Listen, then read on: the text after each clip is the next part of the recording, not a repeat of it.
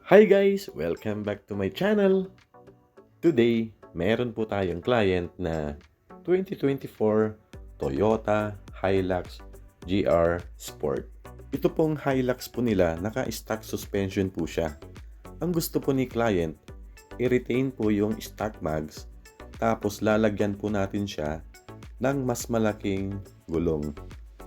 Actually, ang unang option po niya, yung size na 265/70R17. Since wala po tayong stock ng 265/70R17 na BF Goodrich KO2, ang ilalagay po natin ngayon, 275/70R17.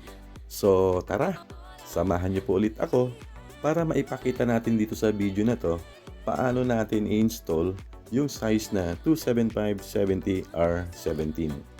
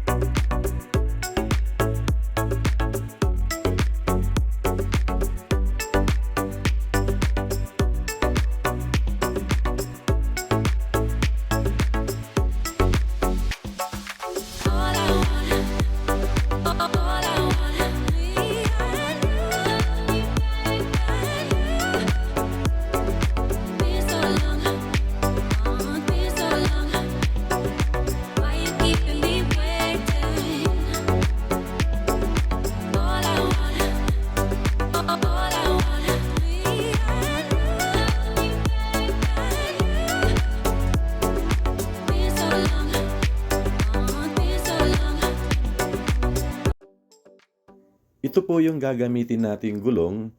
Ito po ang BFG KO2. Ang size nito, 275/70R17. Ito po yung all-terrain, so pwede po siya sa highway at pwede rin pong pang off-road. Meron na po siyang white leather, 10-ply rating, made in USA. Gagawin po natin, itatapat muna natin siya dun po sa sasakyan ni client. Ang size ng stock mags po nito, size 17. Tapos ang stock na gulong nito, 265/65R17. Dahil mas malaki po itong 275/70R17 compare dun sa 265/70R17 na kinakabit na po natin sa mga GR Sport 2024 gamit po yung stock mags. So, ang gagawin po natin, magte-test fit muna tayo ng isa para makita po ni client. Actually po, si client, aware naman po siya na sumasayad yung mga ganitong size. Kasi napapanood niyo na rin po dito sa YouTube channel ko, yung 2024 Hilux GR Sport na gamit po yung stock mags. Tapos nilagyan po natin ng size na 265/70R17, sumasayad na po siya. Dahil ang ilalagay po natin 275/70R17, mas malaki po yung overall outer diameter po niya, nasa 32.2 inches. Yung 265/70R17, mas maliit po siya ng konti dito kasi ang overall outer diameter po niya nasa 31.6 inches. So ito po, na-mount na po yung isang gulong dito po sa stock mags. Ngayon, iti-test fit po natin siya dito sa may bandang harapan para makita natin kung gaano kalaki po yung sayad dun sa mudguard.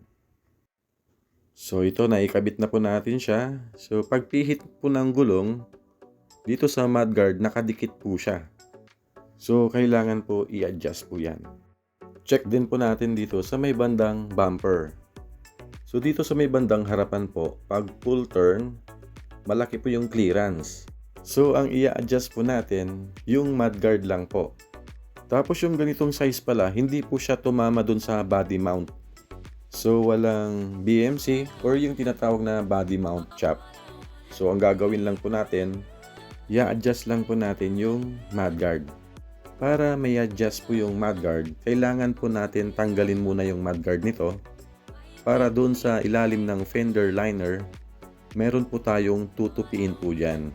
para maitulak po yung fender liner kasama po yung mudguard. So ito po, tapos na pong ma-adjust yung mudguard. Mamaya, i-double check po natin yung gulong kung sumasayad po siya. Tapos i-check din po natin yung stock na UCA. Kasi po, mas malapad yung gulong na nilagay po natin ngayon. Ngayon, ikakabit na po natin yung mga ibang gulong dito po sa stock mags. Ito pong BF Goodrich KO2 na 27570R17, ang price po nito nasa 19,500 po ang isa. Tapos nag-accept din po tayo ng trade-in. Pwede po natin siyang ibawas dun sa inabil po ni client na BFG tires. Dito po sa 2024 Hilux GR Sport, pag gumamit po tayo ng mga aftermarket na mags kagaya ng mga Fuel, VLF, Black Rhino, pag size 17, yung size na 265/65R17 kagaya ng stock po nito, sumasayad po siya. So kailangan i-adjust yung mudguard. Tapos papantay na po yan dun sa fender. So mahahabol niya agad po yan. Kahit ang offset +1 kagaya ni Fuel, pantay po siya sa fender. Tapos kung yung mga VLF na -10 offset, medyo lalabas na po siya ng konti dun sa fender. Ito po, naikabit na po natin lahat ng mga gulong. Ngayon, i-check po natin siya kung sumasayad pa yung gulong. Dahil na-adjust na po natin yung mudguard kanina, so ngayon, pag full turn po ng gulong, so makikita nyo, hindi na po siya nakadikit dun sa mudguard. So mayroon na siyang clearance. So ayan, hindi na po siya nakadikit. So hindi na po siya sumasayad. Dito naman sa may bandang bumper, wala po tayong ginalaw po dyan. So malayo po yan, hindi rin siya sumasayad. Ngayon, i-check po natin yung stock na UCA. So upon checking po, ngayon napakalayo naman po. So hindi po siya sasayad dyan. So safe na po yan. Tapos na po yung installation. Ngayon, hihigpitan na lang po natin lahat ng mga lug nuts gamit po yung torque wrench.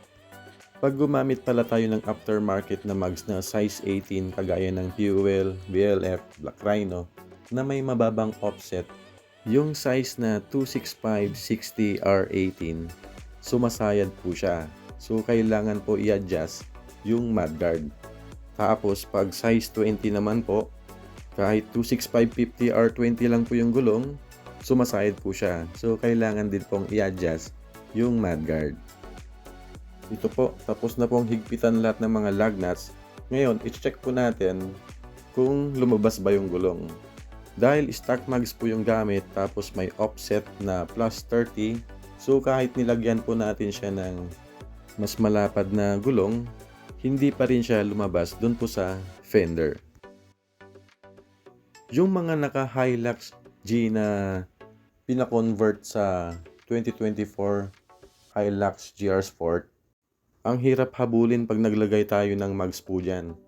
Kahit maglagay tayo ng aftermarket na mags, tapos negative ang offset, hindi po siya papantay dun sa fender.